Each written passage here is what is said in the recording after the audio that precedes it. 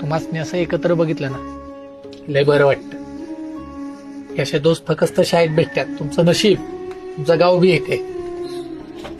एकत्र राहाल, एकत्र काम कराल, काय मजबूत राहाल. कारण काही का असं पण मन लावून एखादी गोष्ट करताय हेच लय बघा. त्यामुळं आम्ही दोघांनी तुमच्यासाठी एक भेट वस्तू आणली.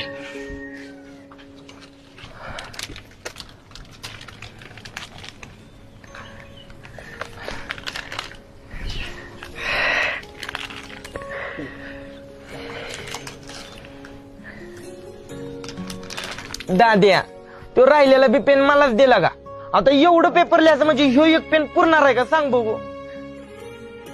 सगळ्यात आधी तुमचाच पेन संपल. आमच्या भाऊजींचा हायो एक बी शिल्लक राहिला असं वाटतंय. असाच हसत खेळत पेपर द्या. अजिबात लोड घेऊ नका, कळलं का? आणि आता तुम्ही तिघं बी इथंच जेवा. तुमच्या बी भाकऱ्या केल्या. होय. करा आता अभ्यास. आणि तुम्ही चला मला मदत कराल. होय. अरे दाद्या, तू असं वहिनीभर स्वयंपाक करताना गावातल्या माणसांनी बघितलं तर काय म्हणतील गावातली माणसं? काय म्हणतात? आणि म्हणली तर म्हणू देत की, पण म्हणताना येताना भाकऱ्या घेऊन या म्हणावत्यास ना. अरे घर माझं, बायको माझी, भाकरीचं पीठ माझं, भाकरी बी माझीच. त्यांचा काय बोलायचा संबंध? आणि बोलली तर बोलली. काय घ्यायचं आणि काय नाही हे माझ्यावर आहे का नाही? आता बघ मधुकरा, आम्ही तुझ्या चांगल्याच गोष्टी घेतो, वाईट गोष्टी घेतो का? नाही की नाही? तेवढं जमतं.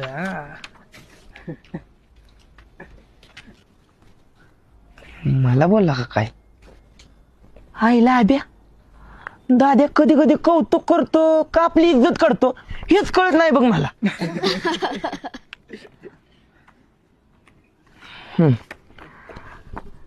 भारताच्या लोकसंख्येत तरुणाईचं प्रमाण जास्त आहे. भारताच्या लोकसंख्येत तरुणाईचं जास्त